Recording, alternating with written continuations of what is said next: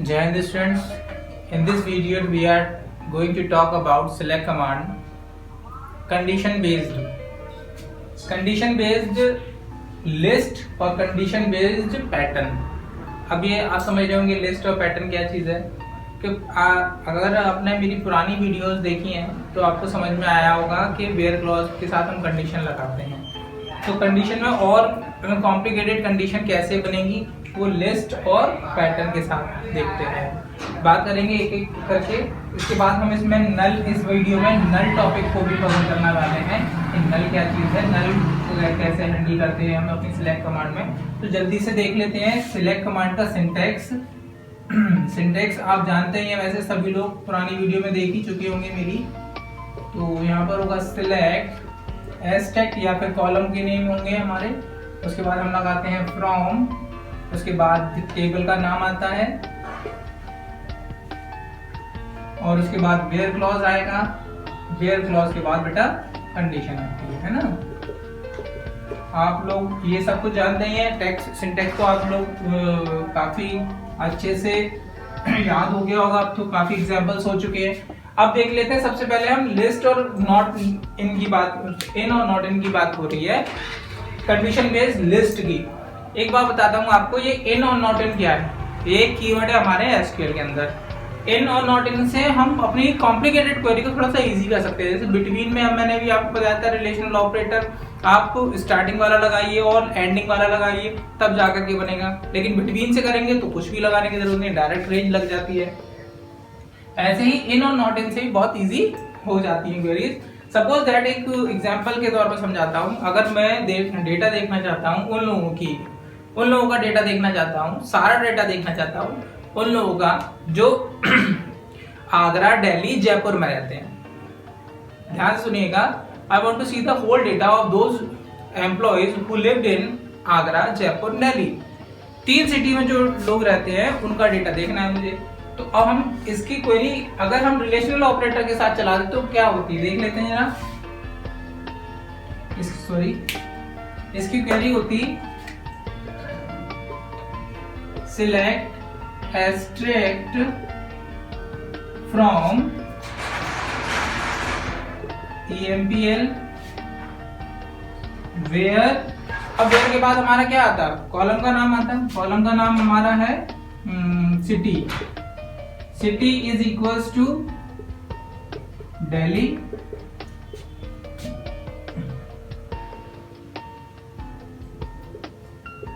Logical operator लगाना पड़ता है हमें क्योंकि हम बात कर रहे हैं दिल्ली, आगरा और जयपुर, तीनों की बात कर रहे हैं हम। तो तीनों की जब तक तीनों डेटा फुलफिल नहीं होगा तब तक हम इसे नहीं चला सकते थे।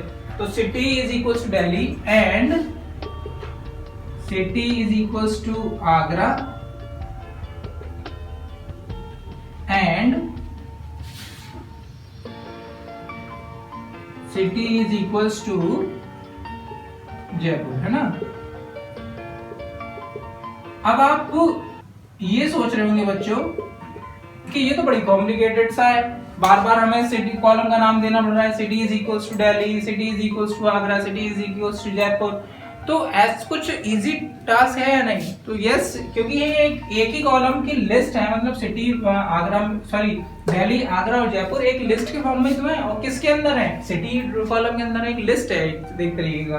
तो लिस्ट में देख लेते हैं हम इसको इस इन क्लॉज से कैसे बना सकते हैं, इन कीवर्ड को यूज करके कैसे बना सकते हैं। अब ये देखते हैं, बहुत सिंपल हो जाता है इनसे। Select extract from EMPL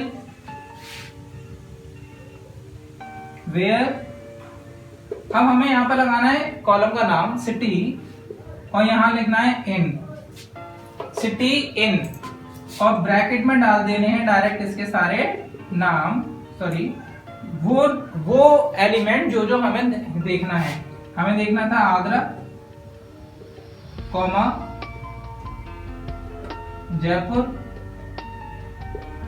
comma Delhi. Okay बच्चों, और ये बंद कर देना है। दैट्स इट, हो गया हमारा। अब अगर हम ये अगर ये क्वेरी इस तरह से लिखी जाए या इस तरीके से लिखी जाए, जो आपको समझ में आ रही हो, जो इजी लग रही हो वो समझ सकते हैं आप। लेकिन अगर आपसे पूछ लिया जाएगा कि कंडीशन बेस्ड लिस्ट में इन क्लॉज को कैसे यूज करते हैं, then you have to go with this example. और अगर आपको एग्जाम टाइम में मान लीजिए नहीं आ रहा ये याद, तो आप क्या कर सकते हैं, इस वाली क्वेरी को भी लिख सकते हैं। Both are correct. अब यहीं पर अगर ये कहा जाता कि जो लोग आगरा, जयपुर, दिल्ली में नहीं रहते हैं उन सब का डेटा देखना चाहता हूं मैं, मतलब कौन कौन सी सिटी छोड़ी जा रही हैं, आगरा, दिल्ली, जयपुर को छोड़ करके बाकी जितनी भी सिटी में जो लोग रहते हैं उनका डेटा देखना जाएगा। तो यहाँ पर क्या आ जाएगा, इनकी जगह पे बच्चों हम यहाँ पे लगा देंगे नॉट इन। तो हमारा लिस्ट बेस्ड जो कंडीशन है वो उसका सेकंड एग्जांपल बन जाएगा। अब यहाँ आगरा वाली वैल्यूज नहीं आएंगी, जयपुर वाली वैल्यूज नहीं आएंगी और दिल्ली वाली वैल्यूज नहीं आएंगी। इन तीनों को छोड़ दिया, छोड़ करके जितनी भी सिटीज की वैल्यूज होंगी वो सारा डेटा आपके सामने विजिबल कर देगा। आई थिंक आपको समझ में आ गया होगा। लिस्ट बेस्ड इजी सा है काफी। अब हम बात करने वाले हैं पैटर्न की। पैटर्न क्या होता है? अच्छा, एक चीज पहले हम इसमें एक और देख लेते हैं, एक एग्जांपल वो भी कर लेते हैं जिसका, ये तो यहाँ पे आप समझ रहे हो कि सिटी का जो डेटा टाइप था वो क्या था, स्ट्रिंग टाइप है, कैरेक्टर टाइप का होगा। लेकिन अगर डेटा न्यूमेरिक का होता, तो अगर हमसे ये कहा जाता कि मुझे एज देखनी है या कमीशन देखना है, पूरा डेटा देखना है उन लोगों का जिनका कमीशन 500, 700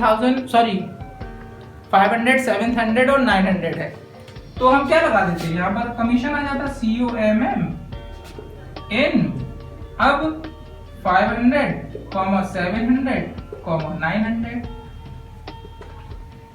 अब बताइए, ये वैल्यू मैंने इस डबल कोट्स में से लेने नहीं लिखी है क्योंकि इसका कैरेक्टर डेटा टाइप नहीं है, ठीक है, ये नंबर डेटा टाइप का था इसलिए मैंने डायरेक्ट वैल्यू दे दी है। आई होप समझ में आ गया होगा आपको। चलिए जल्दी से देख लेते हैं पैटर्न की। अब हम अगर हमसे ये पैटर्न होते क्या है पहले तो ये समझ लेते हैं। पैटर्न सपोज दैट कभी कभी हमसे ये क्वेरी की जाती है, मैंने डेटा डाला था और डेटा काफी टाइम पहले डाला था, अब मैं उसको डेटा में भूल गया हूँ। सपोज दैट सर्चिंग कुछ इस तरह से होनी है कि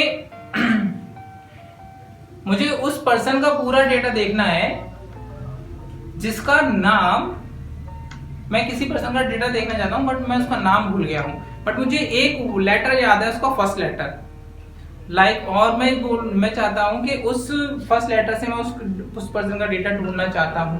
तो क्या होगा, कुछ क्वेरी है ये बनेगी, I want to see the whole data of those person who have the name start with S. Okay, तो जिसका नाम एस से स्टार्ट हो रहा है वो सारे डेटा दिखा दो, उसमें से मैं फाइंड कर लूंगा। तो क्वेरी क्या होनी चाहिए, एग्जांपल देख लेते हैं। क्वेरी समझ में आ गई आपको? क्वेरी क्या है कि उस पर्सन का मुझे सारा डेटा दिखा दो जिसका नाम एस से स्टार्ट हो रहा है। तो जल्दी से देखेंगे क्योंकि सारा डेटा देख रहे हैं हम, तो सिलेक्ट एस्ट्रिक्ट फ्रॉम, कहां से देख रहे हैं हम, EMPL टेबल से देखने वाले हैं। EMPL वेयर क्लॉज लगाएंगे, वेयर क्योंकि नेम देख रहे हैं तो नेम वाले कॉलम से बात करेंगे, नेम लाइक। अब यहाँ पे लाइक क्या है, लाइक एक कीवर्ड, ठीक है, एसक्यूएल में जब भी हम पैटर्न की बात करेंगे तो लाइक को लगाएंगे ही, ये ध्यान रखिएगा। नेम लाइक डबल कोट्स लगाएंगे क्योंकि कैरेक्टर डेटा टाइप होगा ना वो, इसीलिए। और हम यहाँ पे लगा देंगे क्या, एस से स्टार्ट हो रहा था, उसके बाद लगा देंगे परसेंट। अब ये बात समझिए कि ये परसेंट साइन क्या करेगा, परसेंट साइन एस के बाद कुछ भी हो वो सबको लेकर के आ जाएगा। समझ में आ रहा है? लेकिन क्योंकि फर्स्ट लेटर क्या है एस, तो एस के मतलब ये होल स्ट्रिंग को रिप्रेजेंट कर रहा है। समझ में आ गया? तो एस से स्टार्ट होगा और बाकी पीछे कुछ भी हो उससे कोई फर्क नहीं है, सबका डेटा फैच करेगा और आपके खानों में विजिबल कर देगा। क्लियर? अगर मुझे ऐसे पर्सन का डेटा देखना है जिसका एस से नाम स्टार्ट हो रहा है तो क्वेरी ये होगी, लाइक लगाएंगे, name like S percent sign. अगर क्वेरी चेंज कर देते हैं हम, क्वेरी है कि जिसका नेम एस पर खत्म हो रहा है, समझ रहे हैं? अब स्टार्टिंग की बात नहीं हो रही, जिसका नेम एस से खत्म हो रहा है उसका डेटा देखना है। तब क्या करेंगे, इस परसेंट साइन को बच्चों क्या कर देंगे, हम पहले लगा देंगे। सिंपल है ना? अब एक और क्वेरी हो सकती है कि मुझे थोड़ा सा याद है कि भाई उसके नेम में एस आता था, अब ये नहीं मुझे पता कि वो स्टार्टिंग में आता था या लास्ट में आता था या बीच में आता था, मतलब मुझे पता है कि एस आता था। तो अब क्या करेंगे, हम यहाँ पर हम परसेंट एस परसेंट यूज कर देंगे। हो गया, इजी है। बस इतना याद रखना है, नेम के बाद लाइक कीवर्ड को यूज करना है, उसके बाद परसेंट या पैटर्न बना देना। अंडरस्टूड? आई थिंक आपको समझ में आ गया होगा। अब बात करते हैं, कुछ ऐसे ही दो वर्ड होंगे जिसके बारे में मुझे ये याद होगा कि मुझे ये थोड़ा सा याद है कि ऐसा पर्सन का नाम मुझे डेटा देखना है जिसके सेकंड जो लेटर है, सेकंड लेटर ए था। मुझे फर्स्ट लेटर नहीं पता, मुझे आगे के लेटर नहीं पता, बट मुझे ये पता है कि उसके नेम का जो सेकंड लेटर था वो क्या है, ए था। तो कैसे देखेंगे, ये तो बड़ा कॉम्प्लिकेटेड है क्योंकि परसेंट साइन क्या होल स्ट्रिंग पर काम करता है। इसके आगे कुछ हो सकते हैं, इसके पीछे कुछ हो सकते हैं, बस ये बीच का हो गया है ना। जब हम इसको पीछे लगा रहे थे तो उसके पीछे के सारे को रिप्रेजेंट कर रहा था, आगे लगा रहे थे तो आगे को रिप्रेजेंट कर रहा था। बट ये कंफर्म नहीं था कि इसके आगे एक है, दो है, तीन है।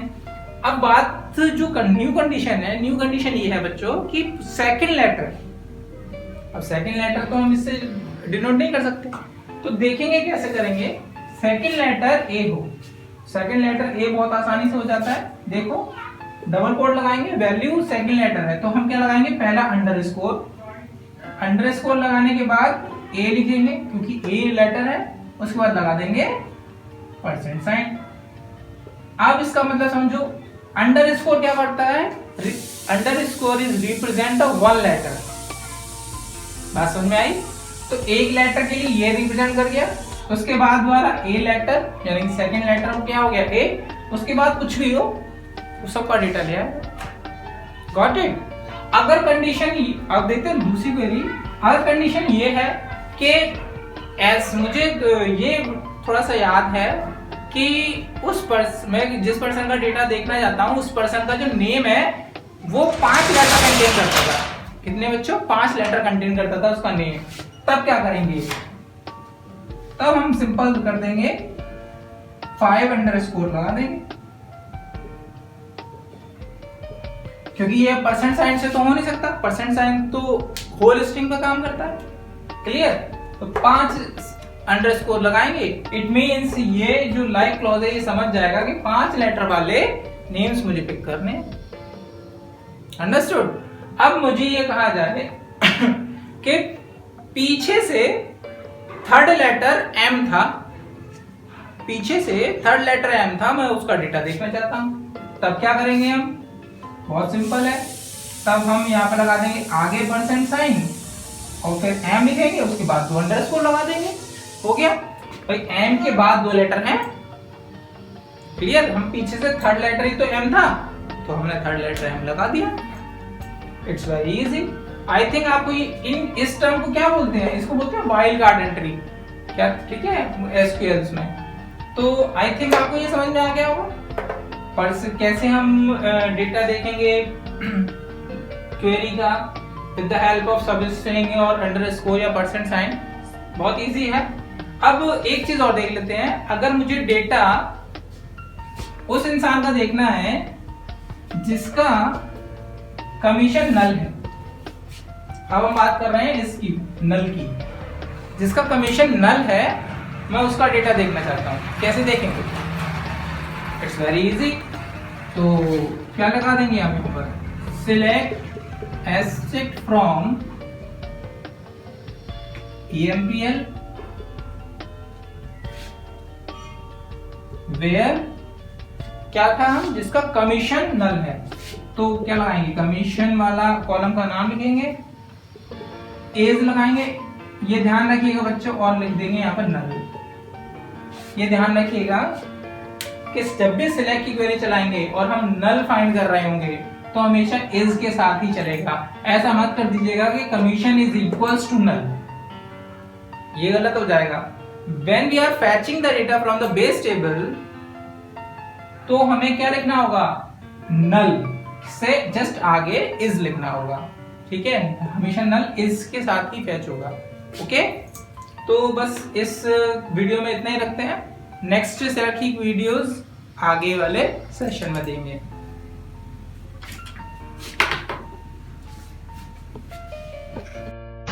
वीडियो अगर अच्छी लगी है तो लाइक, शेयर और सब्सक्राइब जरूर कर दीजिए।